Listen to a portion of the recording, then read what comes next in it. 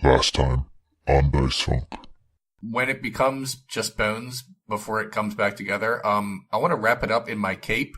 You can do that. I just want you to be aware it's going to ruin your cape for it to be filled with maple syrupy bones. Dude, put that skull back. No. You can't just be taking people's skulls. Claudia says, if we go back up through the window and try to grab her, are you going to stop us? Is that where we are right now? You're kind of in a bind here. You can't really stop us without becoming criminals yourselves. I have silver knives. Does that count? So I'm not going to make you roll for undead knowledge. You know that silver interacts with ghosts, and you know you have something silver. That's what you know. Is that you, Max? Mr. Hawthorne? As was established, he was very protective of Alice, and you guys acted in her best interest. All right, so you guys enter the sacrum. Kind of a silvery skin, like long, luxurious hair, purple priest robe on, that the warden is an angel. They absolutely cannot, under any circumstances, lie. That's just a thing about them. And they also know, always, when someone is lying to them. Dora writes in her Ganny book, which is like a diary. Mm-hmm. But instead of Dear Diary, it starts with Dear Ganny. Master the undead. Subjugate the living.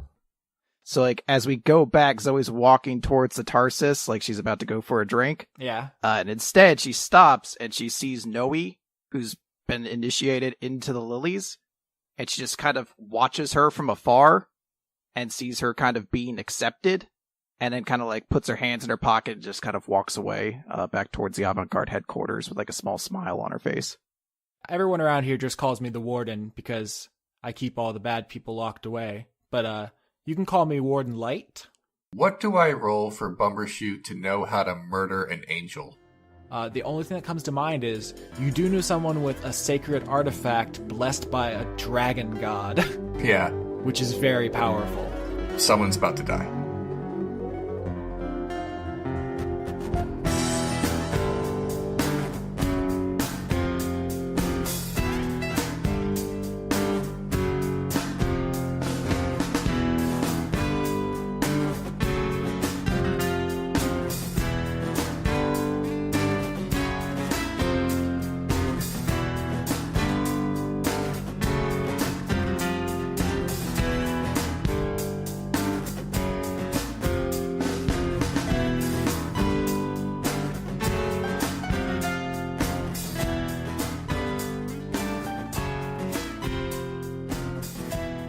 Alright, so after the first mission that the Avant Guards have completed as a quartet, obviously they had done stuff in the past, but the first one with the team as the audience knows it, ended with a non-violent solution. There were a number of ways it could have gone, obviously. It's very open-ended, but I had in mind that there could have been anywhere from like 1 to 4 possible final bosses to that. The Caretaker, which Bumbershoot disposed of by locking it in a chest. Alice, who could defend herself if push came to shove, but never was given a reason to. The possibly vengeful ghost of Maximilian Hawthorne, if he had been given a reason to get violent, which he did not. And then the Rocks, if they had been forced to defend themselves in any way, were formidable opponents. Instead, Rolen was kind and open and honest. Bumbershoot was resourceful and kind of tricky and sticky. And Theodora ran away and caused a distraction after doing a bunch of good investigating.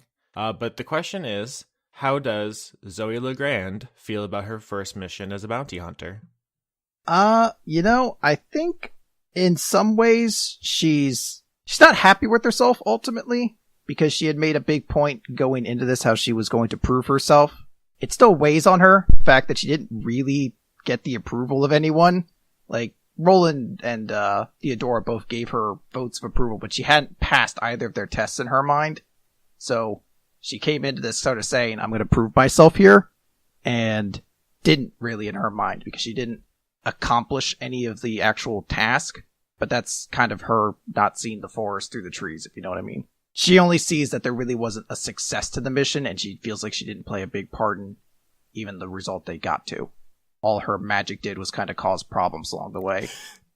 I mean, it actually did solve a number of things, but it's easy to forget or to kind of gloss over things like the unlocking wave, which she really didn't have any control over, and some of her contributions vis-a-vis maple syrup, which like helps stick all the bones together in the sack and stuff, like just like little things. But I can see why she would get down on herself. And plus, since you guys didn't bring back a target, which you could have, to be clear. Sometimes I want to like leave things to interpretation, but I want to be clear. They could have brought Alice in. That was a legitimate option. But you did not, and so none of you got rewards, which means Zoe's like living in a really bare room. She didn't get like any of the things to personalize it, which would have gone a little bit towards making her feel at home. So there's like emotional stakes to this failure, which I think are pretty interesting, even if they didn't end in like a cool boss fight. But another thing is, during the time between your first and second big mission with the Avant Guards, you do some other stuff with and without the party, including some magical training to get to level 7. I assume you took that in Sorcerer? Yes. Actually, no. I took it in Robot Dog. You're really angling for that one, huh? I'm telling you, this is the build-up. I mean, you could always swerve on them and go Barbarian or something, but if you want to explain what a level 7 Sorcerer gets, because you kind of, at this high of a level, you've kind of established what you do, and you just get kind of a little bit better at that one thing. Yeah, so for level 7 Sorcerer, it's not that much different from level 6 Sorcerer. The major difference is you get another spell known, because the way Sorcerers kind of work in comparison to other spell casting types is they get a very limited number of spells that they know. They can't learn spells naturally, essentially. They just have to gain them via level ups, like a wizard can copy down spells or something like that, and others have access to their entire spell list, whereas sorcerers have a very limited selection of that. So she basically gets another spell known, and this is also the first level where she has access to one level 4 spell slot. So I have access to essentially another tier of power. So what spells did you take for this level? So Stone Shape isn't actually technically a sorcerer spell. We're kind of blending the line a little bit in this, but it seems to fit sort of thematically with the fantasy I have with Zoe of being kind of like an elemental sorcerer. The spell itself basically enables the user to manipulate stone in a small area around them. Essentially think of like a 5x5 kind of radius that you can mold any stone into a desired shape, turn it into an object, or just clear it out if you needed to like create a doorway to go through a stone wall or through the floor or something like that, so long as it's no more than 5 feet thick. All right, so just one spell? Yeah, well, that's all I get. Oh, sorcerer. Yeah, that's it. I got one and I'm done. It was a real quick level up. Yeah, that's part of why I was so enthusiastic and committed to the wild magic thing, is that I think the base sorcerer in the game as written is a little blasé, so that's why I like to get kind of weird with it, and I think it's paid off. Oh, absolutely. This is 100% been what I was kind of hoping for when playing a wild sorcerer, because that's the fun to me, is the idea of, you know, when you cast spells, there's a chance that something crazy is going to happen, whether it's good or bad. It just happens, and like the narrative effects that come from that, like it's such a fun like thematic idea. So the fact that it's occurring like this works absolutely for me. Yeah, actually, let me pull up the wild magic list just in case you decide to get saucy with us here. Okay, yeah. I was just like, guys, look what I can do, and just teleport 3 times up into the air. Yeah, that's always the fear, the deep fear in my heart, is that you will decide to just blow all your spell slots simultaneously just for the gigs. For the giggles? Yeah. Just like, oh man, we only got 2 more minutes in this recording. Anybody want to do anything to end this episode? I cast Fireball 6 times. Oh no! I mean, God, that would ruin the entire thing, huh? One day maybe. Oh no. Okay, so what does Zoe do on her days off as the new person in town? Well, Zoe doesn't truly have any days off because she is here for a purpose. She's always on that grind. She is always working, always hustling. Uh-huh. Gotta make that bank. By bank, I mean information as to the mystery of Ilium. That's her purpose for being here. So her time off is going to be spent trying to further herself to that, because the Avant Guard, I'm sad to say, are just a means to an ends for her to kind of find out more about Ilium. Bounty hunting isn't her true passion in life. Although it's not as if she doesn't like Rolen and Theodora, at least. Oh no! I mean that more as a joke. She likes she doesn't have any issue with the Avant Guard, but I just mean that is ultimately the reason she's here. It would almost be more fair to say that the Avant Guard and the bounty hunting is something she just has to do on the side to continue finding out information about Ilium. All right, so where does she start her investigation? This is like her Sherlock Holmes vignette. Well, she puts on her hat, her Sherlock Holmes hat. Mm-hmm. The deer stalker? Is that what that hat is called? Yeah, I think so. And it's got some of the Super Saiyan hair poking out through it. Oh, yeah. And then I think the first person she's going to meet is somebody who is very significant that she did not know of prior to basically the night before, which is the warden. Yep, Warden Light, the angel. Yeah. Dude, I don't remember if we said this on mic, but there are a couple of different kinds of angel. But for as far as anyone in town knows, like, he's just an angel. It's not like common knowledge about like the different phylums in there. I'm going to say in and out of character, I have no idea what the different kinds of angels are. So I see an angel and I'm like, that's an angel. Yeah. And it ends there. I'm not going to be like, that's a red-breasted northern stalk angel. It's a pileated woodpecker angel, yeah.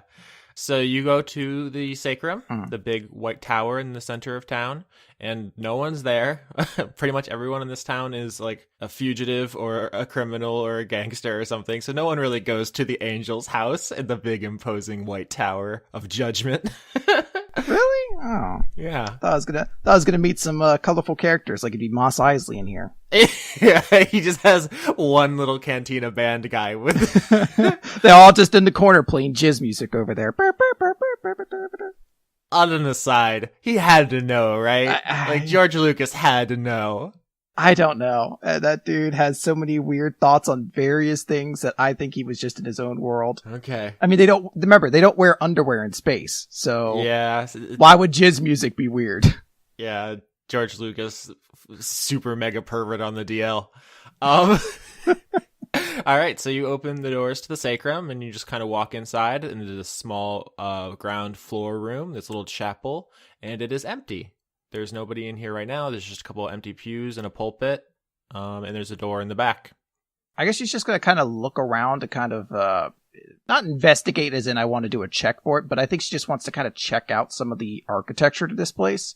You know, beyond the fact it's a giant pillar in the middle of town. I think it probably looks different than I think the rest of town does as well. The rest of the town kind of looks like the, Edwardian, Victorian, Jacobean era, British Highlands, like simple houses built by people who were just like chilling on cliff tops and tending sheep or whatever. This building looks like it was made with a much more care and deliberation and exacting standards with like marble stones and other kinds of like magical techniques and stuff. This looks like very official and austere, and it very much clashes with like the rural vibe of the rest of the place. So it stands out definitely in pretty much every aspect, and also seems much newer. Like a lot of the buildings look like they were here before the barrier. Like, oh, this was just like this was an inn that people came and like, oh, I have the consumption. I gotta go to this faraway place and like live in a charming bed and breakfast. But this is like, no, this was built with magic by people from far away. So there's really no comparison. It's unlike anything Zoey has seen before. So as she's kind of like looking through this and I guess like walking around, she's just going to kind of call out and be like, hello? Is anyone here? After a moment, you hear some footsteps from behind the only door in this room, and there's the sound of unlocking, and Warden Light comes out. Quick recap of this relatively newly introduced character. Kind of a light silvery skinned angel in purple priest's robes, very conventionally attractive, but also like strangely mannequin-esque, like statue-esque. There's like an uncanny valley to like how perfect he is. But he looks like just like a really handsome, nice priest man. And he walks over and he has like this bump in the back of his robe from his folded up wings. And he says, Sister Legrand, how are you this fine evening? I'm good. How are you, Warden Light? Every day in the God's grace is a miracle, and we're all thankful for it. Yep. So, hey, He's gonna answer every question like that, by the way. I'm sorry. It's cool. I'm realizing now I didn't create Zoey with the idea of whether or not she had any kind of religious inclination either way. Mm-hmm. And now you're in the presence of a divinity. Yep. Yeah, and I'm like, how do you address this? I'm like, you know what? I'm just gonna go far to the left, and she's just like, meh, I don't care. I think I'm trying real hard to be agnostic. Yeah, she's like, I don't believe you. You may believe that you're an angel, but I don't believe that you are. You're just a very handsome illusion. No, she's gonna say, I want to call him father because of all the religious stuff in there. Would it be weird to call him father? The choice of address I've kind of devised for this faith is brother and sister, as like everyone's equals under the god of duty. Brother, because okay. that would make them father. But you could try, and he'd probably like, oh no, my child, we're all children of Torm. Brother Light, I was wondering if I might be able to ask you a couple questions. Of course, ask away, Sister Legrand. I'm here for all of your woes and ills. So I've been kind of curious about Ilium. How long have you been here? I'm trying to think how do you refer to it, because angels are immortal. There's no reason to think they have not existed since the beginning of time and will continue to do so. So time to them is super weird. But yeah, Warden Light says, well, I came here very soon after this light descended on the town, and I've been here and trying to lend my aid as best as I can. Does that help, or I don't know the exact year? Well, no, that helps. So you weren't here when the light first came down then, right? Correct, yes. I came soon after to aid the people who were stuck inside. Who were the first people here in Ilium then? Or was just an entire town here and then the light came down? There were a few scattered individuals when the light came down, none of whom, to my knowledge, remain. In the early days, there was no law, no order, no justice, and people did as they pleased quite cruelly, which is one of the reasons that I found myself so useful here. The people with the best knowledge of this early days would probably be Ishmael Blood Mountain, the giant, and maybe Lady Nim. The shapeshifters are hard to say for certain because they can change their faces. They could be anybody from day to day. You understand how that might make it difficult to keep track of the continuity of a single individual. That does sound like it could be a pickle. Do you have any idea what it is that the barrier is that keeps people from leaving town? The gods give us many mysteries, young Zoey. Sometimes it is not for us to question. The gods give us the tides and gravity and the moon, and these are all miracles for us. And we do not need to ask their every facet. Would it enhance your enjoyment of a sunset to know all of its inner workings? But don't you think a sunset's a little different from a magical barrier that prevents people from leaving just one town? It's not my place to question the wisdom of the greater workings of the universe. If this barrier is a test from the gods, then we will bear it gladly. And if it's a trickery from below, then the gods will conquer it. All that we must do is keep faith and be our best selves every day in the gods' light. Just gonna kind of rub her chin. Why does this interest you so much, Zoey? And I can't lie to this guy, I believe is the thing. Yeah. Do I actively know that I can't lie to him? Is that something I just know, or... So the reason I said that out of character was because I wanted to give some flavor to the reason him and Bumbershoot were immediately hostile. So I was kind of premising on that on backstory stuff. But for you, there's no reason why you would know that yet, necessarily. Okay. So, in that case, Zoe would probably just say, it's just something that I'm really curious about. Which would be a lie, since that's a pretty grave understatement as to what her interest in it is. Sister Legrand, to bring more falsehoods into the world is only to dim its glorious light. Oh. And that's the moment when she realizes that he just fucking lasered in on her lie. She's like, well, I mean... I guess it's a little more important to me than that. It's solving the mystery behind Ilium is the reason I came here. And what will solving that mystery bring you? I don't really know, but it would give me a purpose, I guess. It's important to have a purpose in life and direction, but remember that your personal glorification will do nothing for your immortal soul. Yeah, Yeah, and I'll make sure to remember that. But I don't want to take up too much of your time then, I guess. Thanks for the help. Have I been helpful? Yeah, I definitely feel like I know a little bit more about Ilium now, so you were a great help. All right. Have the rest of a blessed day, and keep an eye on that Victor you live with. He's quite the troublemaker. Oh, Bumble? No, he's fine. He's just a scamp. Do you actually honestly believe that? So is that the truth?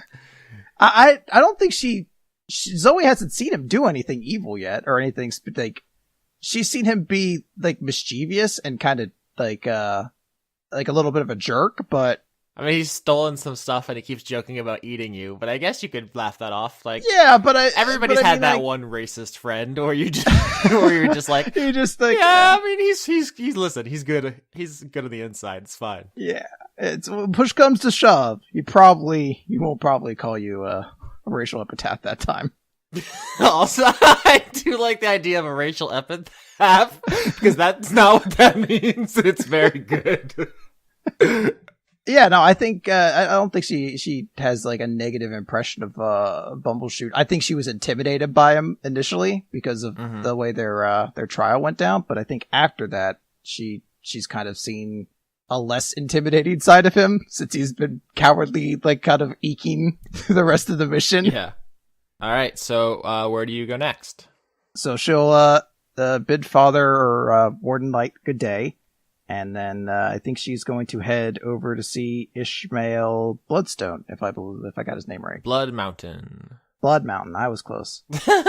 Yep, that's just one word. Like no like spaces or capitalizations after the first one. Just Blood Mountain. Like it's a totally normal thing for a person to be named. It's a pretty awesome name. Yeah, he's a stone giant. They just do stuff differently, you know. Yeah. So you kind of just wander off into the fields that are kind of on the outskirts of Ilium, just the rolling hills, and in the distance you can see there's like just a gaggle of some giants. They're just like chilling out in the open and just like. Is that the technical term for a group of giants? A gaggle? I mean, it is now. Yeah, definitely. Okay, cool. Just wanted to clarify. Hold on, we gotta check. Oh, there's no way that we are not gonna get inundated with comments on this. Collective noun. Giant. Oh. Turns out the collective term is a New York Giants. It's called a roster. It's a football joke. Amazing. All right, so in the distance you see a couple of giants. The only one you know is Ishmael, who, of course, has his huge dog and huge cat on his lap. And they're snoozing away while he puffs on his pipe, and he talks about giant business with them. He sees you coming, and the other giants kind of leave. It's difficult to understand their customs, really, but... Well, it's curious you bring that up. Mm-hmm. Out of curiosity, were they speaking in giant? Of course they were, because you speak giant, as was mentioned in like episode 2. Well, that's what I want to know, because Zoe does not realize she speaks giant. Oh my gosh. The logic being that it happened from a wild magic effect, that she just didn't know what happened, and she hasn't encountered giants before. So I like to believe this would be the first time she realizes, oh hey, I could understand giants talking. Yeah, so as you're approaching, I guess you do hear them. What to everyone else would just be kind of like low, grumbling, deep vocalizations. For you is you hear them just kind of talking about, yeah, the sky was filled with specters of the dead, and it's a very bad omen, and it came from that house, and it's like, should we do anything? And they said the angel, the god's lapdog in the tower will probably take care of it. And they say he's probably not looking out for their best interests. He's just in it for his own ends. And they're just kind of like talking about whether or not the other people in the town they actually care about the giants, because there's the kind of social conflict historically between the human-sized races and the giants is one of like persecution and fear. And so they're just kind of like talking amongst themselves, like, should we do something?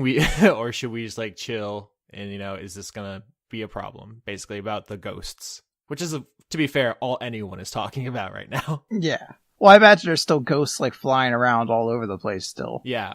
So the barrier of Ilium is like a column that goes all the way around and then just straight up to infinity. And so a lot of them have kind of floated up to a point where you can't see them now. So it's not like the air is always thick with ghosts, but there's definitely some just like milling around now. But yeah, they've kind of dispersed to an extent, and they come and they go. All right, so Zoe's going to kind of like approach Ishmael, and she's gonna have like a strange kind of look on her face, like she's almost got like her head tilted, like she's trying to grasp something, and she's just gonna try to say hello, but it's going to be in giant. So you just walk up and you're like, hello. Well, I like to think it's basically just a deep-voiced version of, like, The Sims to anyone else who's hearing, like, Global Florts, Bobble Double Double! Plum Bob! Of course, he is surprised, but instead of, like, a huge animated cartoon surprise, it is a very, like, slow Zootopia sloth, like, surprise. That's immediately what my mind went to. And he kind of leans down, taking, a huge hit off his pipe, and says, whoa. The little one speaks the Earth's language. Cool, man. Groovy. Sure I do! And he is also speaking giant. So it's like you can feel the vibrations in your body of this like enormous man talking. I don't know when I learned that, but okay. Hi, Ishmael. Hello. How are you? Intrigued. I don't know if you remember me. My name's Zoe. I was here, couple days ago with Rolen and the rest of the Avant Guards when they came to ask you for your invitation. Yeah, any friend of the crab is a friend of us. Awesome. You said before you were hoping for some people to hang out with. Did you want to hang out? Yeah, man. You just want to like rap? Just like pet the dog? Like how big in comparison to Zoe is this dog? The dog is to the giant as a greyhound is to a human. So in comparison, this dog's like monumentally larger than Zoe. Yeah, absolutely. And you're 7 physically, so yeah. Yeah, like it's added even more the fact that she's still a kid. So I think she's probably just going to be like, that's okay, I'm not much of a dog person. A brutal lie, she loves dogs, but not that big. The big ones are more scary. He's like, that's a bummer, man. That's cool. Like dogs are awesome. Just, not for me. Say what's in the pipe? It's that dank Stone Mountain shit, man. It's that good kind kush. What's up? You want some fantasy mumbo jumbo? Fuck it, I'm on that fucking weed, dude. I got the chronic. The temptation in my mind is to resist the urge for Zoe to not be like, so puff pass, or what's going on, brother? Are you just gonna leave me hanging here? Yeah. Also, to a giant, like I can't imagine they have such a fine delineation between child and adult. So he probably doesn't really like consider that maybe this is inappropriate. You're just a human to him. So, and you talk like an adult and you speak giant. So like whatever. Yeah, that's all. We're cool. I'm not, Yeah, I could just make up a drug and be like, this is the emerald harvest of the northern Kushlands or something. But listen, let's be real and just be our true selves on here. This is some dank shit. Oh, very cool. My mind's so caught up in the idea of now Zoe just being like, come on, give me a hit, man. Yeah, I mean, you already were drinking. Yeah, I was like, let's just get every vice in and out of the way just immediately, basically. Like, I did not realize when this started that a considerable part of your story arc would be you obtaining fucking narcotics. Like, the next person we go into just happens to do fantasy heroin. She's like, come on, what are we beating around the bush for? One try, buddy, come on. By the end of it, Zoe's just gonna have a leather jacket and smoking cigarettes. No, she's gonna say, so hey, how long have you been in this town? And she's gonna like kind of, I guess, like sit on the ground or something, so she like looks like she's relaxing. Yeah. I mean, you're speaking in giant, and he has no reason not to trust you or just be open and honest, so he just tells you the answer. He says, yeah, I saw the light come down, and I actually walked over here, so, I mean, almost immediately after, I was one of the first, besides the people who were here originally, who all got, lilied. Excuse me? What do you mean lilied? Like the people who used to own the Tarsus and the people who lived here, shepherds and whatnot. Wait, do you mean all of the members of the Lilies are the people who were originally part of Ilium? No, I mean, the lilies killed them. Say what now? Oh, I don't know if you've noticed. The lilies are devils and fiends, succubi, imps, all kinds of hellfire guys. So they just, I mean, they came here and they were like, "You're annoying," and then they exploded them. They can't explode me though. Yeah, man. I didn't realize the lilies have no chill. They stopped being so open about it when the warden came down. He does his best, I guess. I don't know. You don't seem like you're a fan. What have those gods ever done for us, man? You know? Psh, nothing. Everybody's looking out for their own. Yeah, I hear that. In my mind, every next line is pass it this way. Every line. Just like stamped on her forehead. She's just like, come on!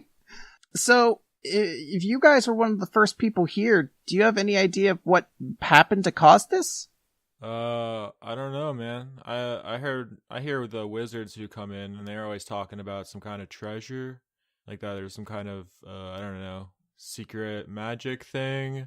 Or maybe it's like some kind of, curse or some kind of like trick to like get people in here. But it worked out for me, man. Nobody gives me a hard time. I just eat my crabs, pet my dog and my cat. Seems like a pretty good curse. And you're happy here? I mean, you came here just to check something out and now you can never leave. Where would I go? Why would I go?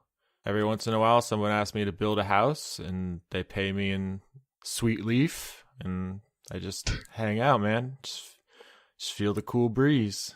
It's basically paradise. If you ask me, everybody on the outside is the ones who are trapped. Maybe. In her mind, she's just like, stoner. It's 100% what's happening.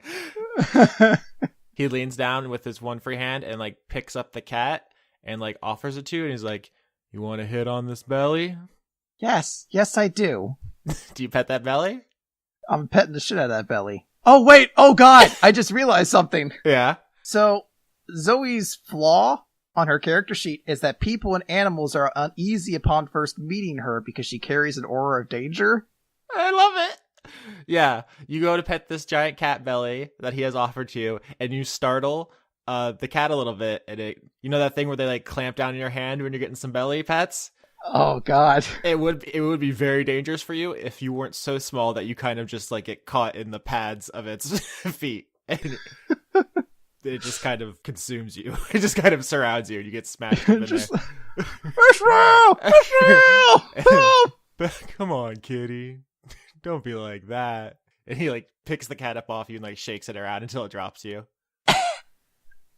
Soft, right? Yeah, very soft. It's good stuff. You know what? You're a real cool dude, Ishmael. Yep.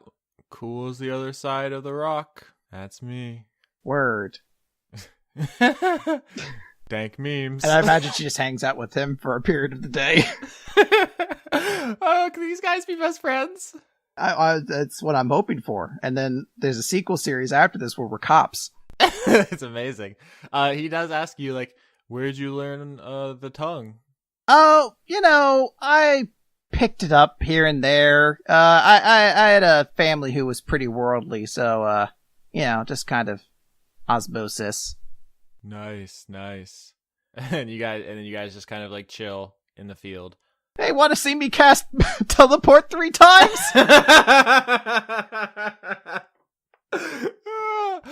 So you can't do that. I won't stop you, but you realize. I wonder if she might try to cast a spell to like just impress him.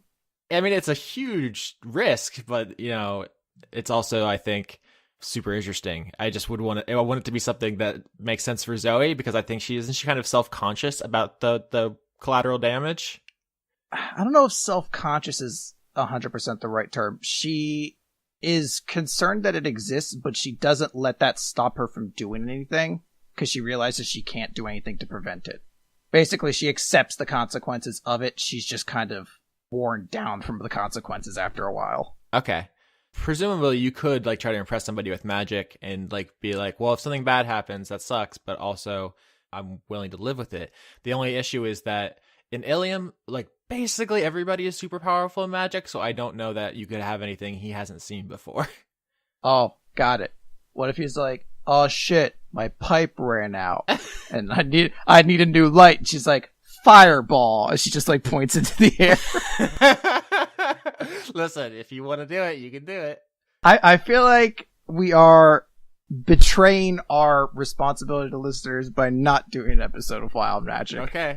So you guys are hanging out and you're just talking about like evasive talk about your worldly family, and he's extolling the virtues of Cat and Kush, and you roll an 18 to relight his pipe.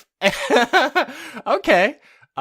So when you do that, you shoot off a fireball, and there's like a glow of magic from your hand, which kind of roils over you, and nothing immediately changes. There's not like any huge explosion. You don't turn inside out or anything. Phew. But you get a strange taste in your mouth.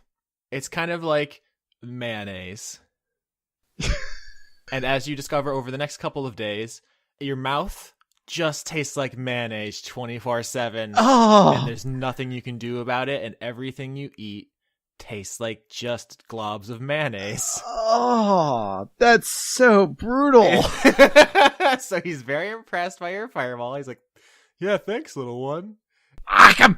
Acham! And you're just like low-key suffering. Oh, okay. Was it worth it? Yeah, no, it's absolutely worth it. Okay.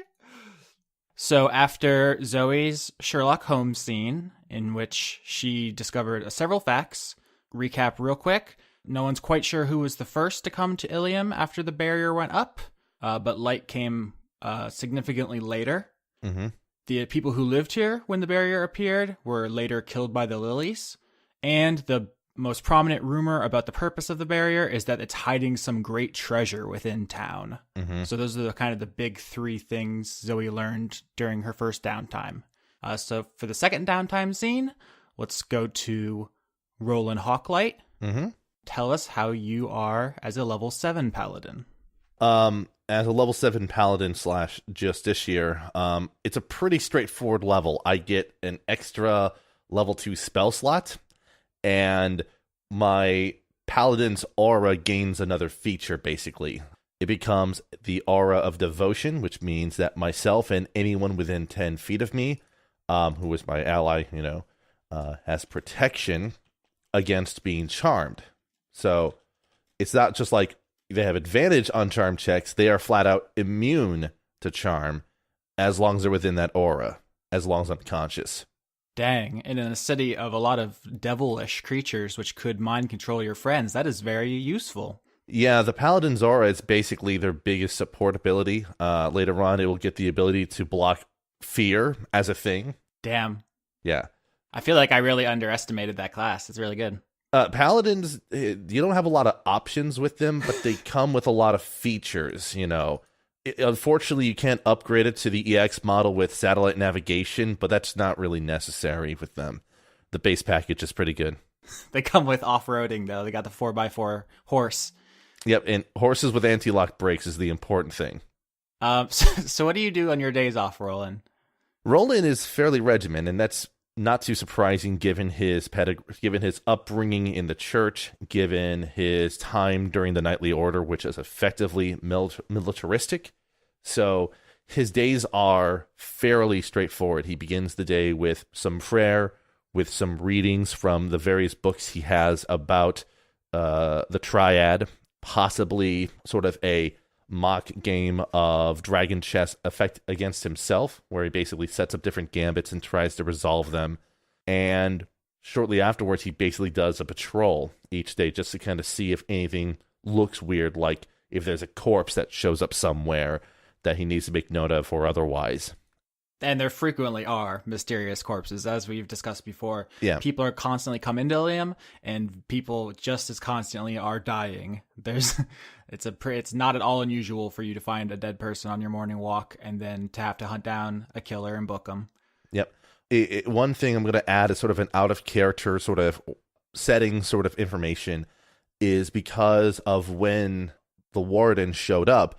I'm going to say that one of the reasons why Rolen even came to Ilium was of rumors that he heard of some angel descending into Ilium years ago and wanting to investigate that due to curiosity, among other things, including trying to fix the curse of Ilium, as it were. Nice. I like that a lot. A lot of the stuff between Rolen and Warden Light are implicit as good followers of the same gods, but there can be room for like nuance there that I think might be very interesting because they don't have to see eye to eye on everything. No, they don't. And I saw a lot of speculation about like immediately like Warden Light's up to something, he's evil, he's secretly got an agenda, and it's like all you have to do is ask, you can't lie about it, but also... On top of that, like, Roland's divine sense would have been the first thing he did once he walked into the presence of the warden to confirm that, yes, not only is the warden celestial, the warden is an angel type. Any spells you would use to, like, read his aura would be blessed, incandescent suns of purity and goodness. It's another useful thing about divine sense because it's something that can, I believe, see through illusions to a certain extent as well. So there's a lot of support things that Rolen can do, which is helpful. But as for what he does on a day-to-day basis, he goes about town, kind of looks over things, and at times just sees if he finds anyone new to town that he hasn't talked to yet to kind of get a feel for who they are and what they're doing here. Oh, yeah, and that ties nicely back into the first episode because you were on your patrol when Zoey just wandered in and was like, "Yep, what up, y'all? It's me, new kid." That's right, and that's something that, you know, it's like, why was Rolen walking around? He's just doing sort of his thing. So you wanted to do Dora's crab deliveries as you promised her, and go check up on your armor, which is currently being held by the Lilies in their pawn shop inside of Tarsus. Right. And the pawn shop realistically isn't like something you pawn things off for money. It's more that you pawn things off for favors from the Lilies as basically the most powerful entity in the town. Yeah, it's more of a trading post. Right. Take a favor, leave a favor, take an item, do a hit, or whatever they want you to do. Build a building in the case of some of the giants. But yeah, you show up and either you want something or you have something to trade. And that's in the building Tarsus, which used to be an inn before they took it over. The main area is a bar, but then what used to be like rooms that you rent out to sleep in are now like criminal enterprises. So one of those is a pawn shop now, essentially, because you don't get travelers who need to spend the night somewhere. If you show up, you either die or you sell everything you have to get a house built or something. Basically, they kind of have a racket going, which is what happened to Rolen. In fact, yeah, that's basically what he needed to do because, well, the base is fairly substantial as a building in this town, and that required a fairly significant bit of collateral, and his armor is unique. As far as I can remember, it's fairly pristinely made, which adds an extra bit of value. Of course, at the same time, I don't think anyone in town wants it for themselves. No, it's like custom sized for your beefy dad bod. Yeah, it's custom sized for Roland's body, and on top of that, it's just embroidered with just these icons of the Triad, which is incidentally tied to the Warden, who is not really a nemesis of the Lilies, but more of an inconvenience they have to put up with all the time. Yeah, there's a bunch of different angles to attack that statement from. One is that, yeah, none of the Lilies would wear the armor because it's disgusting to them as a good religious artifact, and the Warden wouldn't need it because he's essentially immune to harm. Yep. He's basically invincible. And I think in episode 2 or 3, we talked about, you were saying, just in case anybody steals Roland's horse. And I was like, well, no one would mess with Rolen. He has strong friends. And the implication was the other members of the Avant Guard. But of course, in retrospect, it was Warden Light. Yeah. No one's going to jump Rolen in broad daylight because the Warden would turn them inside out with a flick of the wrist. I take it the Warden is relieved to have at least one person who follows any of the Triad, let alone the entire entity of the Triad. Yeah, that's one of the things. I know it's a pretty obvious question, like why doesn't the Warden just kill all the Lilies? Or why don't the Lilies gang up gang up on him or something. And that's a good question maybe to be asked in character. Sure. But there's like an uneasy kind of equilibrium between them, and that's where the bounty hunters come in, is that they can kind of act as neutral parties that don't start a war every time there's a fight. Yep. If the warden starts hurling holy light at someone, or Nim starts, setting people on fire from the inside, that snowballs into a massacre, and then the population is one. It's either Light or Nim. From the city's standpoint, it's a good thing that the warden is not strictly Torm or Tyr, because that would probably be bad news, and the warden would probably be very aggressive in those things. Yeah, if he was only justice, he would have to basically mete out justice no matter the cost, and if he was only duty, he would maybe have to not enact justice. Right. Sometimes if there was a greater calling, but he has to balance the two, and that's kind of your role in all of this. So I don't know if there's any in-universe explanation for this lore talk we just dropped, but hopefully the audience enjoyed it as you and Trinity clip-clop your way over to the Tarsus, if that's indeed where you want to go for your downtime stuff. I mean, he regularly checks in on the armor, and the only thing he basically asks when he visits is if he can check the maintenance on the armor and polish it if necessary to maintain its good. Make sure that's in good order for when he can actually retrieve it. So it's like you're checking in at daycare. You're like, "You okay, Armory? my sweet plate metal baby." You walk into the Tarsus, and right now it's like the middle of the day, so it's not very busy. There's like one or two people in the corner just nursing mugs, and you see Carrie at the bar.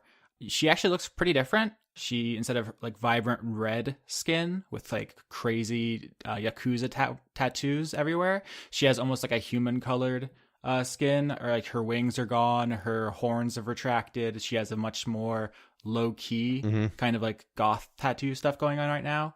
And she seems down. Like it seems like that was a deliberate choice to keep her head down and like lay low and not draw attention to herself, was to kind of look less flamboyant. And she's just like absent-mindedly cleaning a cup that doesn't need to be cleaned anymore. Roland's going to approach the bar, and he could tell that it's Carrie anyway, despite her appearance change and such.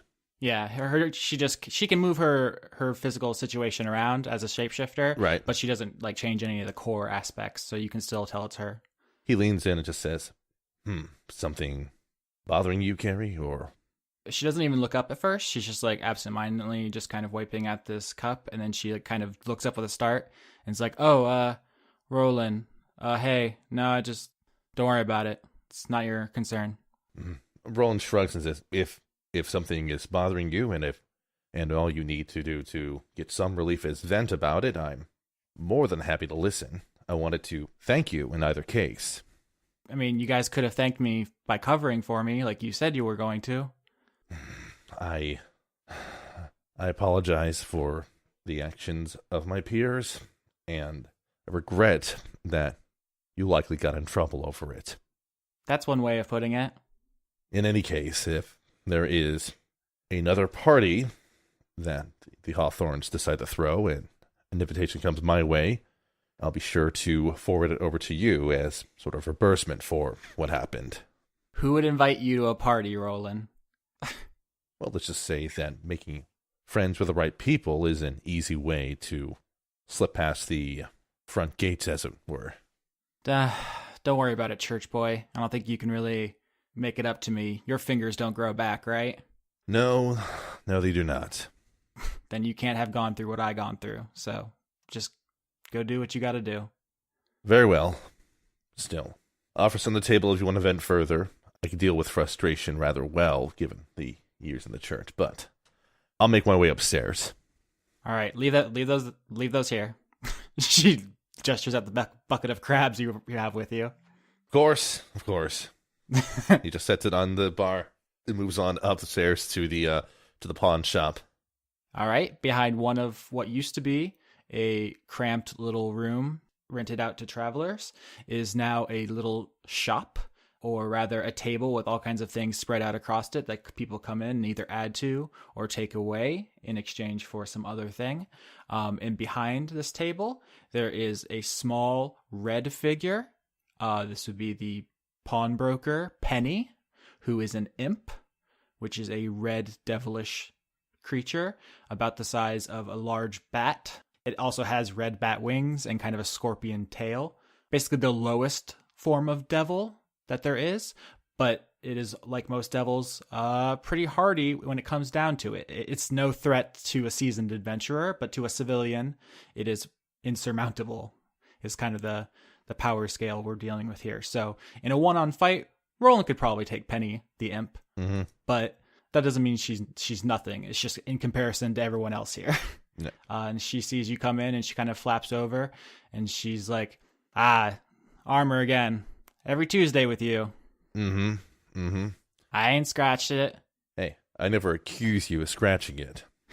She flaps over to this shape under a sheet in the corner. It's not even on the table with the other stuff. And on the table, there's like swords and daggers, knives, purses, all kinds of things that people, it's like all they had on their backs or in their bindles when they walked through the barrier. And the lilies gladly extorted them out of it. Sure. But your armor is kept in the corner under a sheet, which she lands on, grips with her talons, and flaps up to reveal it. This beautiful set of heavy armor that is basically peerless in quality and adorned with a number of holy symbols. I think in terms of Dungeons and Dragons stats, it's like a +3 to like the already ridiculous heavy armor stats. Yeah, it's not. I mean, it's a complete set of arms and armor. So there's the plate armor, there's the shield, and then there's the sword. And it's stacked in a neat little pile there. And possibly one of the reasons why Penny keeps it covered is because it gleams a bit in any light. Yeah, this thing's a distraction. Everyone comes in and they're like, how much? How much? And I have to be like, no, the church boys keep saying he's going to bring me something. Never does. Every week. Empty-handed. Well, it's certainly not my fault that a job comes down and it's impossible to turn in the request in an honest manner, but I heard about that. Apparently couldn't bring yourself to beat up an old lady. Well, by that point, her husband, which is a ghost at this point, would have probably assaulted us at the slightest attempt to take his wife away, so... You can't take a ghost? You have 200 pounds on him. You're talking about the ghost of a necromancer who could have had influence on the other spirits that it contained in a house. Excuses. Bring me something good, Rolen. Have you been swindling other people recently? Any newcomers you've had to deal with? All day, every day. Any of them actually live for longer than a day? Not my problem. I never said it was. Oh, Rolen, you always right on my Tuesdays. Well, see, the armor's in good order. I appreciate that you haven't sold it off to anyone. Who else is going to bring me something as good as you can? You have access to every dangerous person who walks in here. All you have to do is say they did crime. Just clonk them over the head, take their stuff. The warden wouldn't mind. Come on. That wouldn't be the proper way. That being said, if you needed someone to do security detail so you could go out and have a little bit of fun yourself, might be a way to barter some amount of leeway. Are you asking us to hire you? You think the boss will hire anybody who consorts with that Bumber fellow? Listen, I'm not asking you to hire Bumbershoot. I'm asking you that if you wanted, you can actually trust me because you actually have collateral on me. Talk to the boss. I ain't hire. I just trade. Fine. Some other day. I can tell that she's probably still a bit cross about how things panned out at the party. I heard she had fun. She was mad at Carrie, but, she's always mad at Carrie. How's the new kid turning out? I heard she's got some interesting potential, and that's all I'll say about that. You feel me? She winks aggressively. I can dig what you're saying here. All right, man. Now get out of here. Bring me something. Every minute we're talking is a minute you ain't getting me something. Come on. All right. You're scaring the customers, Rolen. You got good juju. Nobody likes it. Get out of here. Roland just sort of waves a hand dismissively as he walks out and heads back downstairs. Is there anything else you want to do before you head back to Avant Guard headquarters? You notice that Noe is not here. Yeah, I was going to say Noe is probably not in. If she was around, she wouldn't be in the bar area. I mean, he wouldn't mind talking to her, but he's not going to try to push to find out where she is. Yeah, and believe me, this is Austin to Skitch now. She'll show up again. I'm fully aware. Believe you me. Yeah. Yeah. So Rolen Hawklight shakes his head, gathers up his horse and stuff, and heads back out home. And just in time to probably play a game of dragon chess with Zoey, who reeks of weed a little bit. I don't know if you want to give her a talking to about that. Listen, the Giants mean well. They're just very particular about their indulgences. It's a cultural thing. Listen. They prefer keeping things as slow as possible. It matches their tempo. Mm-hmm. Very much. Next up is Theodora, no last name. Hi. How is level 7 Warlock treating you? Pretty good. I got some cool shit. I like cool shit. So I get 1 invocation and I get 1 spell. Mm-hmm. I took, there were a lot of cool ones, but I took Eldritch Sight. Uh-huh. Which is I can cast Detect Magic at will without expending a spell slot. Nice. So we can just skip all future investigations. You immediately know whatever is important in an area. Exactly. There's a number of invocations for Warlocks that are basically like level 1 or so spells that you can cast at will without expending anything. I just thought that one might be useful. Yeah, Warlocks get a bunch of really good stuff. It's just they only can do a couple spells per rest is like supposedly the balancing thing. It's just in this kind of game where we don't do dungeon crawls, throws it all out of whack. Plus I have a bajillion like cantrips anyway. That is a general balancing thing with 5th edition, because if you do a lot of short rests, then Warlocks become significantly more powerful than every other caster in the game. Mm-hmm. And what was the spell you took? You get 4th level now. Yeah, but I went with the 3rd level because I wasn't really feeling any of the 4th level spells yet. So I took Vampiric Touch. Which is, I assume, self-explanatory. I have to roll a melee spell attack on a creature within reach. If I hit, it's 3d6 necrotic damage, and I regain half the hit points I regain hit points equal to half of the damage. And I don't have a lot of hit points, so I need that. What they need to remind you about is remember that your spell slots are now considered 4th level spell slots, even if you don't have any 4th level spells. Right. So I think I actually get an extra d6 on Vampiric Touch with a 4th level spell slot. Yeah, because it's more powerful when you cast it. So there's still utility in taking that lower level spell. So now you can just basically Kirby up people's health points. Yeah, and I have to make the Kirby noise like when I do it from now on. It's canon. It's absolutely mandatory, or you take damage. It's mandatory, or you roll on the wild magic table. Only bad outcomes. Yeah. All right. So what does Dora do on her day off now that she can suck people's souls straight out of their body? I have a few things I would like to do. Mm-hmm. First of all, feel a little bit bad about cock blocking Bumbershoots skull stealing. Mm-hmm. So I sew him a cape embroidered with tiny skulls. Aw, that's adorable. I knock on his door. Hey, Bumbles! What? I got you something. I didn't get it. I made it. But I made you something. Okay. He opens the door. And I give it to him. It's like embroidered. It's a cape to replace your syrup cape.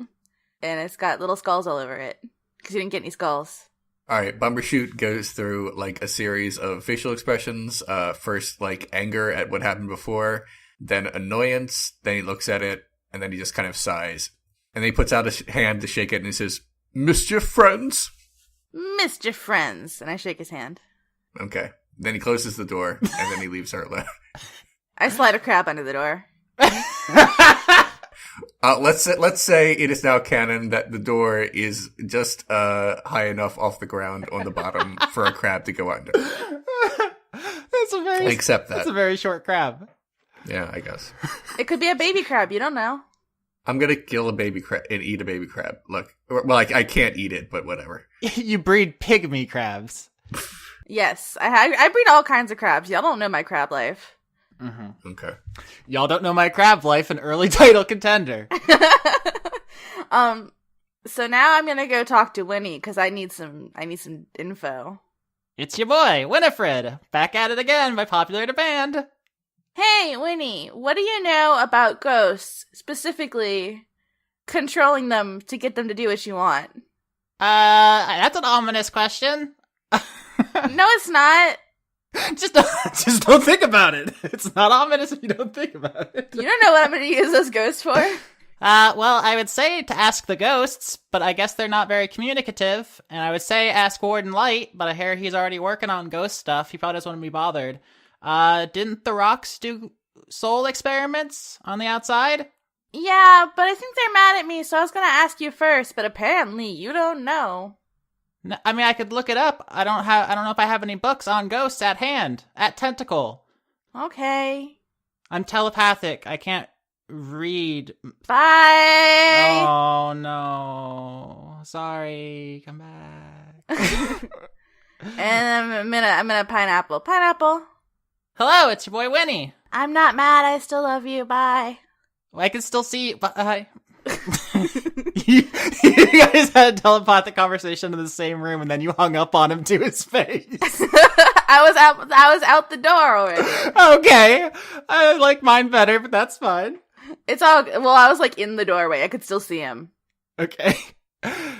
So I guess you're gonna go visit the rocks. Oh yes, I'm gonna slide up in their DMs. They have like a charming log cabin, pretty far away from everybody else, like pretty close to the barrier on the far side of where Zoey came in. So they like to be by themselves, and you hear them before you see them because they're kind of on the other side of like a hill, and you hear them like yelling, and Claudia's like, "Now to the left, back further, right there, good." And you like hear them like her like yelling at him basically to do stuff. And as you roll up on their crib, you see them out in the yard and doing basically combat practice. Robin is taking all kinds of different forms, like targets basically on one side of the yard, and on the other, Claudia is shooting her projectiles at him as practice. And we didn't actually get to see them fight in the last arc because it never came to that. But what she does is, and as you see before you now, with a wave of her hand, her messenger bag opens up and a handful of precious gems float out, rubies, sapphire, emeralds, and such, which are valuable spell components, which is what she used them for outside. But here, with another wave of her hand, she fires them like bullets with telekinesis. But she's basically using her slime husband as target practice as he takes more difficult targets, basically. He's like making bullseyes with his goo hand for her to hit, and she's firing precious gems at him. Hey! That's one way to get their attention. Claudia turns to you, and behind her, Robin forms the shape of a giant question mark. Hey guys, what's up? I'm just here to chill. Don't mind me. How are you, Dora?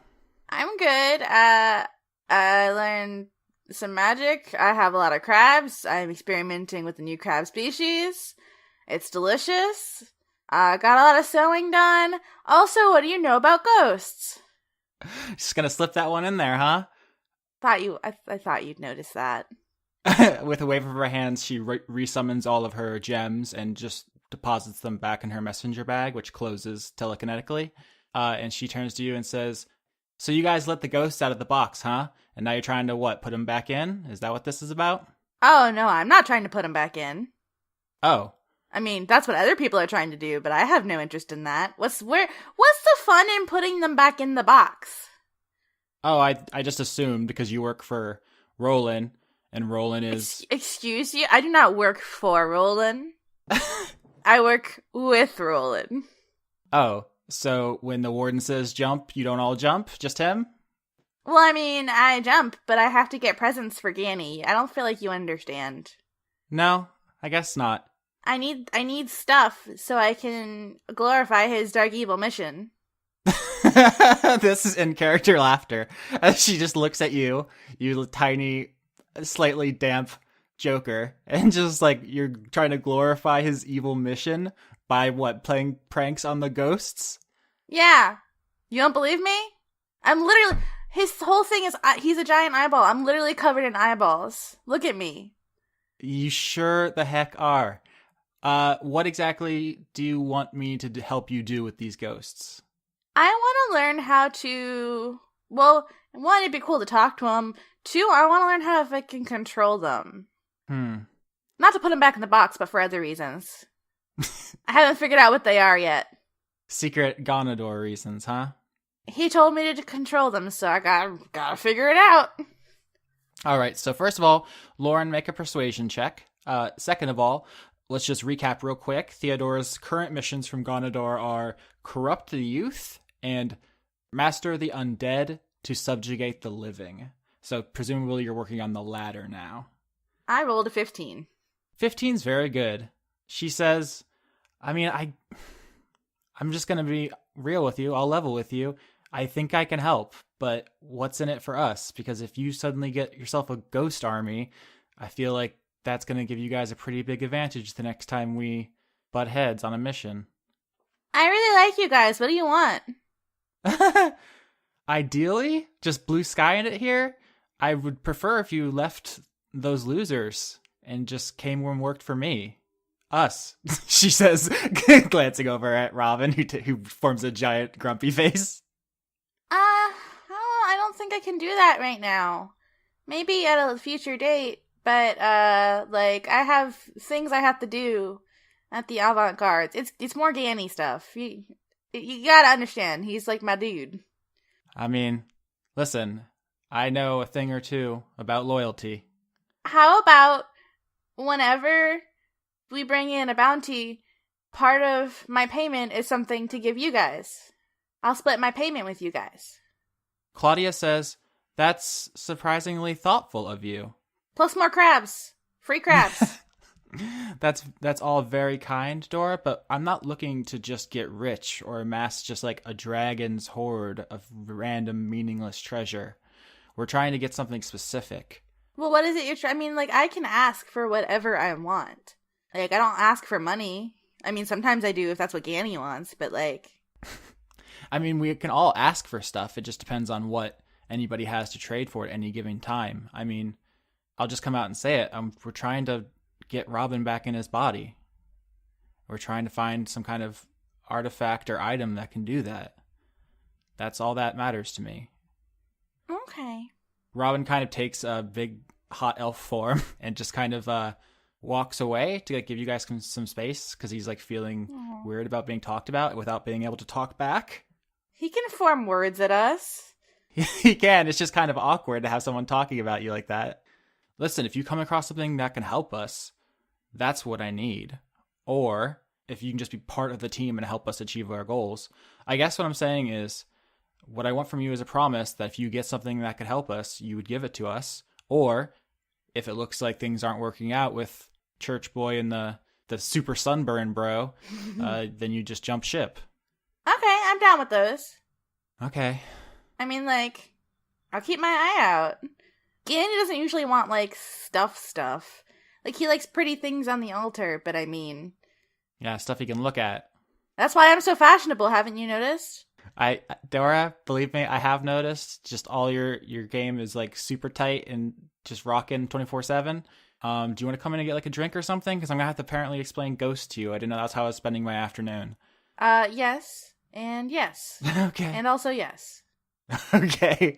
You guys just walk inside their, like, nice log cabin, and Robin is, I guess, making, like, tea or something. Just something, like, simple. Doesn't he, like, erode the mugs or whatever, though?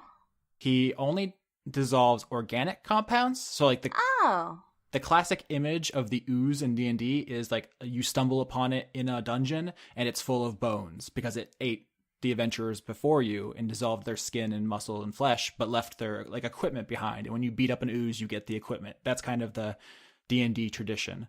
So he walks around and he, like, kills grass wherever he steps, which is usually why he tries to, like, wear shoes or something, some non-organic shoes. But, like, he cleans a lot of things he touches, but as long as you don't touch him, you should be fine. Okay, cool. So he can touch cups and stuff, and the pot, whatever tin tea leaves are kept in. So he can make tea. And he does, and he puts it out, and then he just kind of leaves you guys alone. I go, It's Long Island iced tea. ah, heck yes. Claudia also takes a sip, and she says, so do you want just like the crash course and the simplest stuff? Do you need like a full rundown? Give me all the knowledge on ghosts and also how to control them. Mostly that. And talk to them. I like to talk to them because, like, I don't know, maybe it gets lonely being a ghost. Can you talk to ghosts? I don't know how ghosts work. All right, so here's the quickest synopsis I can give you on ghosts. When someone dies, their spirit leaves their body, and it's supposed to go to the plane most aligned with how they live their life. So if they worship a god, they go to where that god is. If they didn't worship a god, they go to the area where the god that most matches their lifestyle is. However, sometimes that doesn't work for one reason or another. Maybe their ghost gets knocked around by some powerful magic and just doesn't make it. Maybe they get trapped inside of a barrier, just for instance, just for argument's sake, and they don't make it. And the thing about ghosts is they are as varied and unpredictable as live people. Sometimes they don't remember anything, and they're just like disembodied haunting specters. Sometimes they have some kind of agenda, and then they try to communicate with like poltergeists. Sometimes they have a very specific power, which they use for something like a banshee. Like, we have names for almost every possible way this could turn out, which shows you that people have been studying ghosts for a long time. But the problem with just saying, hey, Dora, here's how ghosts work, is that they work in dozens of ways. And that's part of why it's so hard to study them. We spent a lot of our undergrad and graduate work studying them, and I can tell you like all the basic types and their abilities. But if you want to talk to them, there is a spell called Speak with the Dead. But the question is, how much of their memories do they have to get information? That's not. Sometimes they have a lot. Sometimes they're like are bound by a tragic love, and all they can talk about is, oh, Jeremy, I miss him so much. And it's just like, oh my god, gag me with a spoon, ghost. Fuck Jeremy. It's just right. It's just not worthless. Hate Jeremy. And sometimes they're just like murder ghosts. Like they just float through graveyards, just eating children. You can't really predict these things until they happen. You understand? Okay. The spell, and she gets kind of like hesitant at this point, but you 15'd on your persuasion. She says, the spell that we ran into trouble with that hurt Robin was a very powerful spell to bind a spirit. We were trying to attach and reattach souls to slimes to see if they had them and if they could be domesticated. But the problem with that kind of powerful binding magic is that it affects the soul of the user too, and in ways that we couldn't quite predict. So what I'm telling you now, sitting at my table, drinking iced tea, is I can give you a spell to help you do whatever you want with ghosts. You just need to know there's a chance whoever casts this spell could be damaged, corrupted. There's possible side effects and collateral damage. Is there any way to avoid the side effects? There's like a couple of expressions across her face, like she wants to laugh, but she's kind of angry because this spell like ruined her life. Well, not like. Okay, let me rephrase that. Maybe we could maybe we could work on researching a way to try to counteract. I've spent my entire life trying to figure this stuff out, Dora. If I had any advice for you, it would be get someone else to cast it. Oh. Someone you don't care if they get corrupted. Oh, that is an interesting phrase you just used. Is it? She like... And then Dora like rubs her hands together like Okay, that didn't mean anything to me, but I'm glad it brought you joy. Thanks. Yeah? Did I help? Oh, you're very helpful. Okay. How many ghosts can it work on at one time? Oh, I It depends on the power of the caster, I suppose. Oh. I mean, you know how you're a spellcaster. You know spells can be cast at different levels, right? That's true. Okay. I don't know what... I don't know why I asked that. No, I was gonna be like, I don't know what their level... Oh, never mind. Okay. At this point, Robin comes back, and he actually has a leather book on a tray, and he's carrying the tray because leather is organic and he can't touch it. And he kind of sets the tray down, and there's a page in there that Claudia flips to if you want to copy it. It's the spell. Okay, I copy it down. Okay. She says, I trust I don't have to remind you of your promise, but... I will keep my eye out. Eyes? And I will come by if I find it. Hey. And I'll tell Winnie to look for it, too. Thank you. Yeah. And if things get real bad over there, I'll come over here, because I like you guys a lot. Like a whole lot. Like a lot. I really like you guys. Thank you. She's like, okay, that was nice, and now you're getting like a little bit aggressive. Like, are you hitting on me in front of my husband? What's happening? I said you guys. It means both of them. I know. She says, tell Rolen he sucks and Bumbershoot to kiss my ass. I will do that. I think Bumbles will be very upset, and I'm really excited to see his face about it when he gets mad. Okay. Have a good day. Bye. Is there anything Dora wants to do during the rest of her day off? We should go home and, like, work on her crabs and, like, play with Mr. Smooches. Work on her crabs, you say? She's like, I have a new formula for a pre-buttered crab. It's born buttered. Exactly. This one comes with herbs and spices already inside. Now I'm hungry. I'm always hungry. All right. Finally, the one everyone's been waiting for. People were skipping ahead in the app trying to see when they could hear the voice. Where's Bumbershoot? Where's Bumbershoot? Hey! Bumbershoot von Victrola, level 7 rogue, fanciest vampire. How are you, and what can you do now? Besides some like minor number changes, the real only major thing that Bumbershoot has available to him now is he has a rogue ability called Evasive, and that means he can make a dexterity saving throw against an area effect and take 0 damage. Fail the saving throw against an area effect and still only take half. So there's like no way that he can take full damage against an area effect so long as I remember it. So as long as I remember to do it. And you also have Uncanny Dodge, which is basically the same thing for physical attacks. I can't wait for him to dodge uncannily so I can like, wow, that dodge was uncanny. My point is he's very hard to hit. Bumbers. Yes. How do you spend your days off? Nights, I actually would assume. Oh, it's murder time. I'm gonna kill someone until they are dead. I mean, we've all been waiting for it. It would be disappointing if you're like, I think I'm gonna go antiquing. Yeah. Can you also go antiquing? Or like after it's how you calm down after your murder. I have so much to do, and I have a very long outline of what I need to do to make sure I do this right. So I don't think I'll have time. All right, you have half an hour, so let's go on a ride together. Okay. Bumbershoot is in his room. First thing he does. Oh! I guess I should just say ahead of time. Oh, I'm killing Alice Hawthorne. Damn, son. Anyway, Bumbershoot draws a picture of the sigil and puts it in his pocket. That's the first thing he does. Second thing he does is he opens the window a bit and leaves it open, and then he turns into mist, and he floats over to Hawthorne Manor. There's a few ways I can go in, but I'm going to try first way first. There's a bunch of, by the way, there's a bunch of different ways that this could shake out, in my head. The worse for Bumbershoot, the more awesome it is.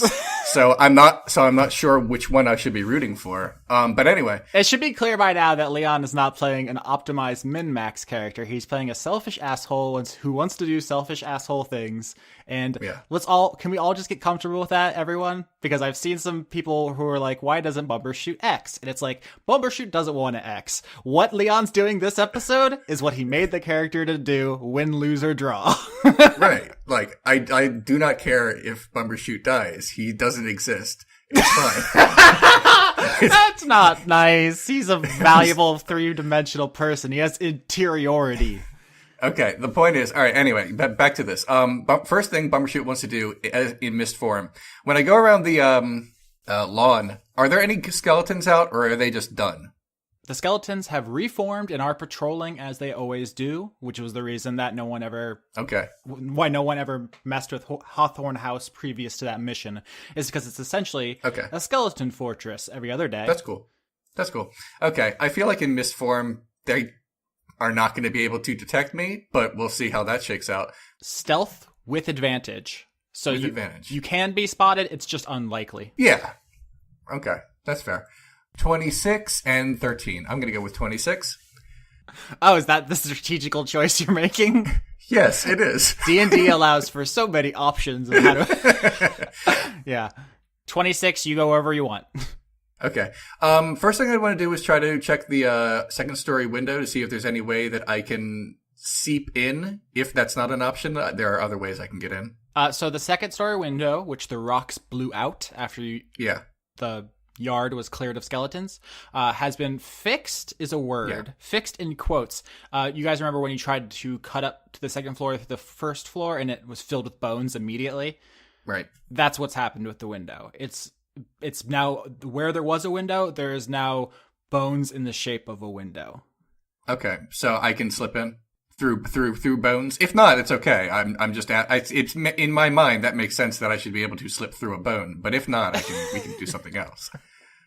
Bones are not airtight. Fair. No, that's great. Yeah, I was trying to think how magically if they would have done an airtight spell, but that's splitting bone hairs at this point. Yeah. You seep onto the second floor. Cool. And there is just a bunch of differentiated skeleton parts here floating around, cleaning. It's the caretaker again. You locked a lot of it in a chest, but if you recall, not all of it. Okay. Do I have to redo stealth, or is that my stealth for good? That was your outside stealth. Okay, fair enough. All right, let me do it again. 15 and 21. 21. Yep. You float around here, and the caretaker does not notice you. Okay. I go under the door of Alice's room where we found her last. Mm-hmm. And you went at night. Yeah. So she is sitting in her rocking chair napping. Okay. She has the dragon bone staff across her lap, and her eyes are closed, and she's just doing a little snooze. Okay, in that case, I'm going to rematerialize, sneak up behind her, and, well, I guess I shouldn't have to. I can just rematerialize behind her, and then use sneak attack. And if she's asleep, that means I get advantage to hit. Is that correct? Yeah. So a lot of DMs at this point will basically do what in many role-playing games is just called a coup de grace. Uh-huh. The question isn't if you hit her, right? That's not an interesting roll, I think. She's sleeping and you snuck up on her. Okay. The question is if you can drain her before she can gather enough wits to resist you. Okay. So my question is, do you besides biting her, do you do any other maneuvers? Oh, no. Well, I mean, let me be clear here. I'm using sneak attack to stab her through the head and then drain her as she's dead. Christ. I'm not draining her and I'm not gonna I'm not gonna just start sucking on her and say, hey, stay still. This is unprecedentedly dark, my dude. I mean, dude, what did you think that was gonna happen? This wasn't gonna be romantic. Let's just get on with it, okay? I thought you had some vampire decorum. No, this she's old and helpless, and this is happening. So let's not get bogged down in details. Do you want me to roll for damage or not? It's up to you. I mean. Everyone's shook as fuck. So why don't you roll me critical hit damage? Oh, only 18. That's not very much, considering how much it could be. Yeah, okay. So you materialize, you unsheath your blade, and you stab this poor woman.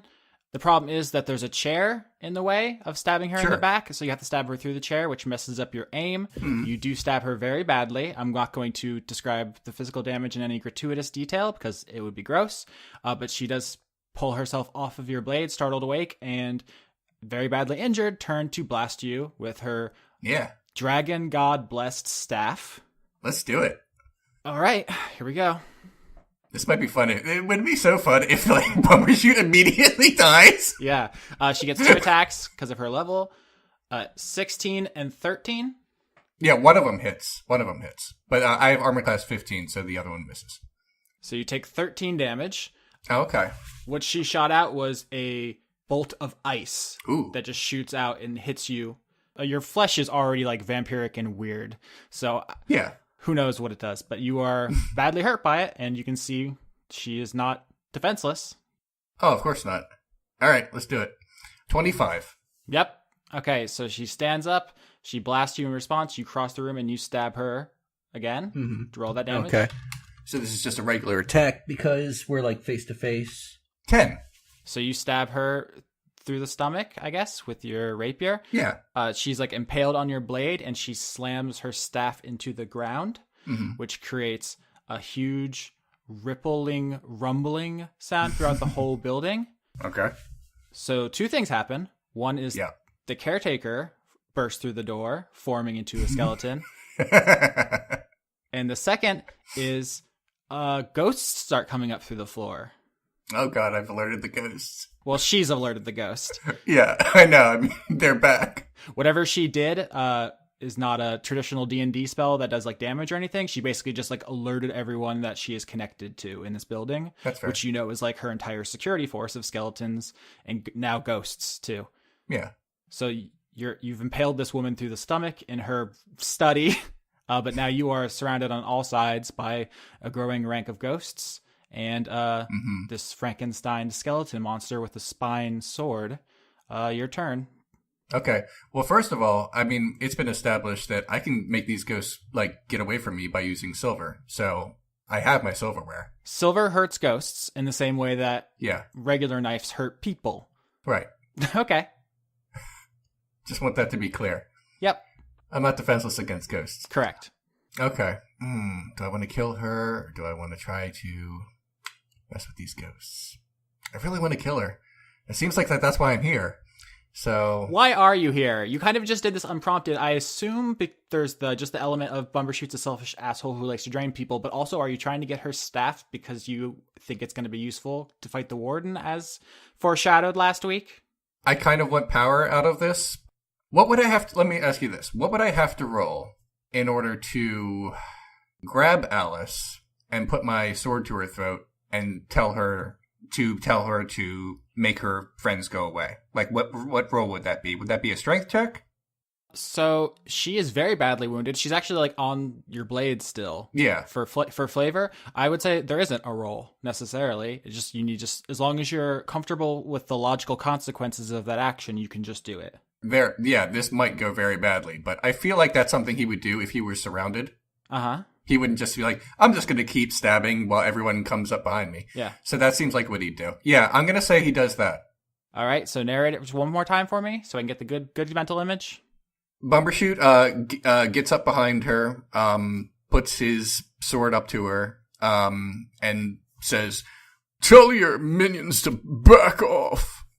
All right, so on one side of you, the caretaker is holding his sword, and the other side, the ghosts are just kind of flooding in. They're not doing anything specific except for gaining in numbers, and you're not exactly sure what they could do right now. Yep. So in response, Alice raises the staff. Yep. And she says, Max, I love you. Oh no. And floating out of the mass of ghosts is the form of her husband, who kind of slowly floats over and tries to holds out a hand to touch her face and embrace her. Oh God. While you're holding her like a hostage. Yeah. And they have a brief touching moment. Oh. Ghost and wife. And then she flips the staff around and shoots a column of magical energy through her own torso and through Bumbershoot. Yep. Leaving a basketball-sized hole in his abdomen.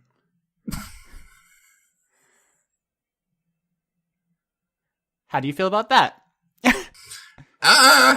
It's kind of funny. It's kind of a funny visual. Does he say anything? Probably. He'd probably say, ugh. And then the cloud of ghosts descends upon the two mortally wounded people. Mm-hmm. Their forms are obscured by the activity of just a ton of humanoid ghostly figures swirling around these two.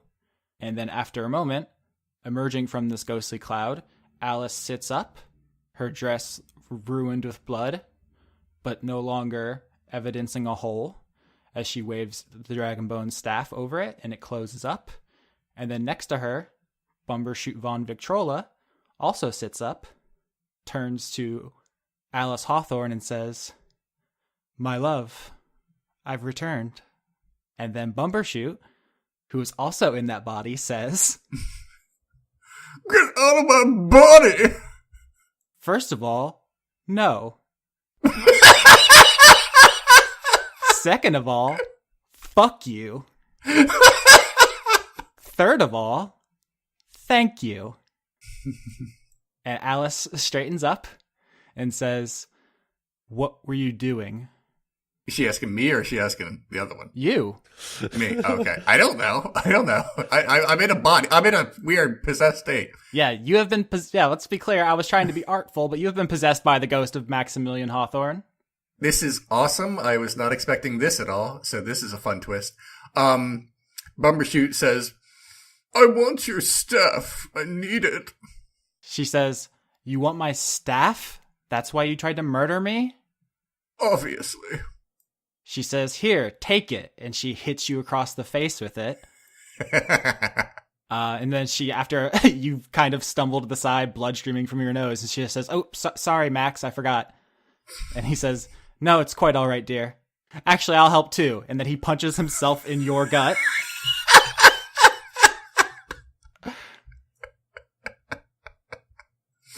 How do you feel about that?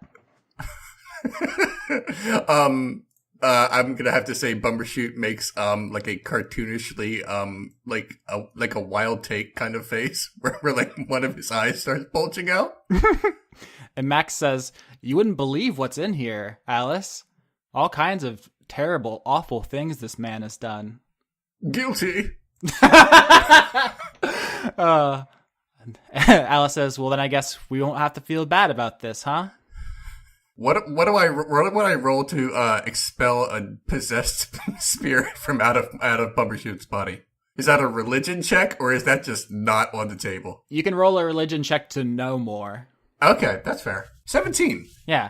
All right. So Bumbershoot with a 17, you are aware of the concept of exorcism. Mm-hmm. It exists.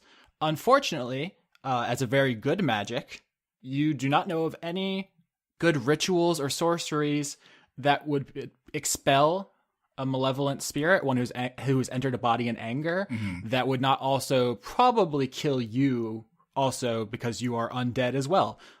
So it's like, how do you exterminate a bug inside another bug with bug killer? Without exterminating the bug on the outside, just the bug on the inside. Yeah. It's a very delicate mousetrap kind of ant trap thing going on. Okay. Well, and there's no way he can like physically move or. You guys are both in this robot. You're drifting Pacific Rim style. So you can control and talk and think, but he can too. And if you both want to do stuff, then you'll have to wrestle. Okay, so that'll be a strength check then? Well, let's see. First of all, it depends on what you want to do, because he might not necessarily fight you on it. That's fair. Well, based on their conversation, it looks like they're about to kill my body. I mean, that seems to be the implication of what they just said. Insight, if you want to know what exactly they mean. They do. They were implying they had a plan for you, but. All right.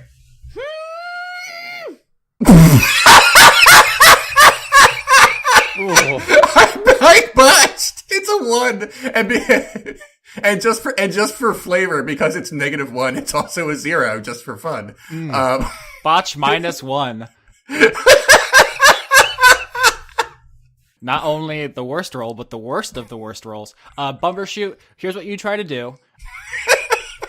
You think they're gonna kill you, so you go to try to stab Alice with your sword again. You're like, aha, while I still have the strength to fight. That sounds like something I do under false pretenses. Yeah, information. So you raise your sword and you go to step forward, and Max deftly flips the sword over 180 so that you're holding it by the blade just through the air elegantly. It tumbles over, catches it by the blade, and then slams it through your chest again to teach you a lesson with your own sword. Awesome. How much damage do I take? I was just running off roleplay at this point. You're hamburger, son.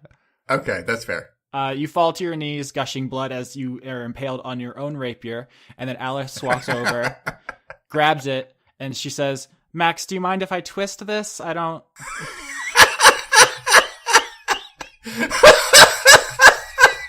Max says, I'm really not used to the nerves yet. If we could just a little bit easy for today, honey.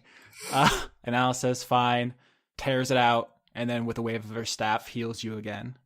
This has been way more graphic than I expected. I thought I was just going to stab someone once, and then the real fun of the episode would be Bumbershoot trying to get away with it. But this is actually better. I was gonna say, this is like you live by the sword, you undead by the sword. Yeah. Yes, you do. You're like, this gross plan is way grosser than my gross plan. It really was. My gross plan was mostly one stab and then a lot of like Bugs Bunny sneaking around music as Bumbershoot tried to get rid of the body. Mm-hmm. But this is fine. Anyway, I'm sorry. Go ahead. Now, Alice says, we haven't been outside in quite some time, dear. Why don't you take our friend here for a walk, see what's what, and then report back to me, and we'll see if we can go from there. Maybe fix your life's work and keep it away from these very rude kids. I have an idea. Mm-hmm. I'm sorry if this is like I'm getting into like weird specifics about ghosts in my body. Uh-huh. But when you say the ghost is in me, You are possessed. It is not as just floating inside your body. Like in the first couple episodes the ghosts were out, they were just floating inside your body physically because it was funny to them. He has used a magic to possess you, which is something not all ghosts can do. As we strangely foreshadowed in like a sequence ago, ghosts have a very strange and wild variety of powers. Mm-hmm. He has possessed you in like an exorcist fashion. Okay. An excromancer, if you will. Okay, I just wanted to make sure that I couldn't just take out a silver knife and stab into my mouth.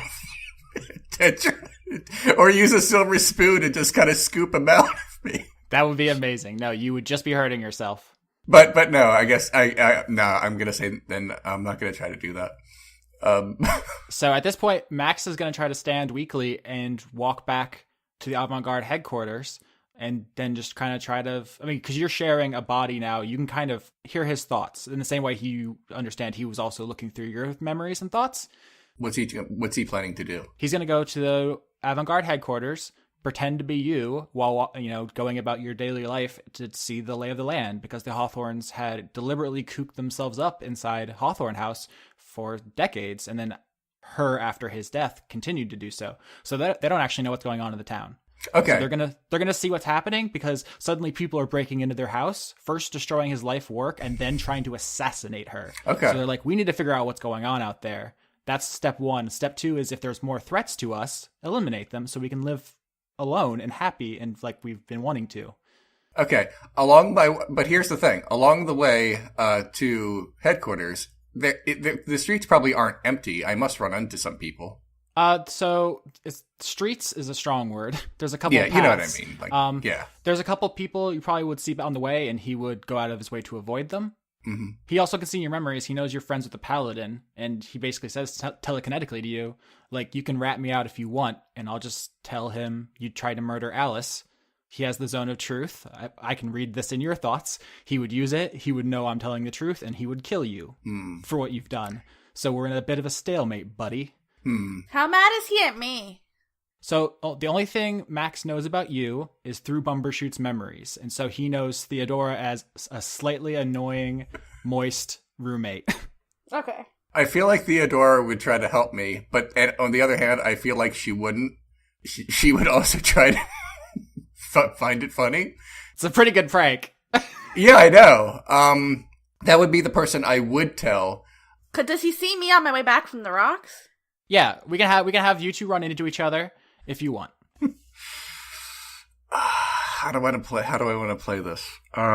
So Max dodges the first couple of pedestrians, but then he sees Theodora coming, knows from your memories that she's your friend, and is like, well, we're gonna have to run into her anyway. This might be a good time to establish a lie about why you're covered in blood. Because you don't have any wounds anymore, because Alice fixed them, and you also know from Max's memories that they actually kind of wanted to thrash you to bits a couple more times and heal you back up. But it was just hurting Max too much, so they stopped. Yeah. I mean, but I wouldn't be like, I know that he's like does the vampire thing though, because he tried to eat me. Yeah. Yeah. No, she's aware of what's up with Bumbershoot. I'm just letting you know. You can decide how you want. I'm just letting you know Max doesn't want you to tell anyone yet because he doesn't know the whole lay of the land. He wants you to keep it quiet for now. You don't have to. You can fight him on that. I'm just letting you know. Mm-hmm. And then if you and Dora want to handle it, you guys can handle it. Would Dora have anything in her bag of tricks that could get this ghost out of my body? There currently are no spells on any characters that you're aware of that would end this right now. This is a story arc you're going to have to endure for a couple episodes at least. I know one person who would possibly have the ability to help you. I love it. I can't even express to you how much I love this because I thought this was going to be very simple, and it's actually like way more fun. Theodora, you see Bumbershoot covered in blood. Oh, did you have a messy snack? You got a little something, just a little bit. I'm trying to decide whether or not to trust Theodora with what's going on. Max just speaks up first and says, I don't know how to do a Bumbershoot voice. Oh, a bleeder. I'm really glad I was born in a swamp so that you didn't think I tasted good. Here's the thing we're gonna have to deal with in character. Max speaks in his own voice, so whenever he wants to talk as you, Austin is gonna have to do a Leon doing Bumbershoot voice. This is pretty good. Good, I'm ready for it. Oh God. Oh Dora, you're so swampy. I know, it's like my whole thing. Disgusting. You might want to like deal with that before you go home, because like I don't think Rolen would, like, let that fly, TBH. Do you have any pretentious cloaks with you? You're not touching my Ganny cloak, I'm just saying. I didn't bring any of my incredibly tacky wardrobe. How dare you? I just made you a very lovely cape. Okay, Bumbershoot can't stand it anymore, and he tries to regain control of his body long enough to at least talk to Theodora. You can talk. You don't need permission to talk. You can talk at any time. He says in his more clearly him voice, he says, "I've been possessed by a ghost. I've been possessed," and he starts crying. "I've been possessed by a ghost." Did you just say you got possessed by a ghost? Yes, a ghost called Flavor. Don't trust the voice that sounds slightly less like me. I don't know what's going on with you, dude, but let me help. I have prestidigitation as a cantrip. I'm gonna use it to clean his outfit. Yeah, prestidigitation just immediately and without any resources cleans clothes, so you're spotless. So, Max is in my brain. So does he know everything? No, I'm not!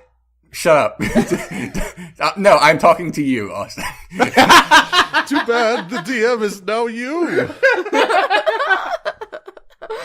Does Max know everything that I'm thinking and going to do, or is this? I'm trying to figure out the full extent of this. He has access to your memories. The thought is like instantaneous, like neuron wise. So if you think of something and you want to do it, you can do it before he can stop you. But if you have a plan, he'll know it. See what I'm saying? So you can act. That's fine. I'm not gonna like always get like veto on your actions. But if you want to make like a plan, like, oh, I'm going to cast him out tomorrow using this, he'll be like, no, you're not. Like, I know you're trying that. But if you just want to like do something, you can do something. Okay. Bumbershoot holds on to Theodora and kind of like shakes her, but not in like a really violent way, and says, "Find an exorcist, and don't believe me when I say not to." Don't find an exorcist. See? Don't shake me. And don't listen to the things I say in my usual voice. This is too much for me. I'm leaving. Bye. And I like run away. Back at base, Roland is playing Dragon Chess, just like in his room, bust by himself. Like, I hope nobody's causing any trouble. And Zoey is cleaning out the fridge with the most heinous munchies of all time. So, Leon / Bumbershoot, what are you gonna do? I kind of want to find a way to contact my daddy vampire, because maybe he would have a way to get me out of this.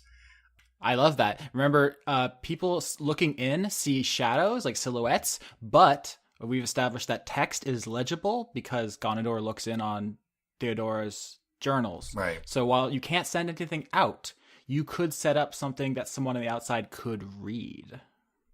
The only one who can save me is Count Danto.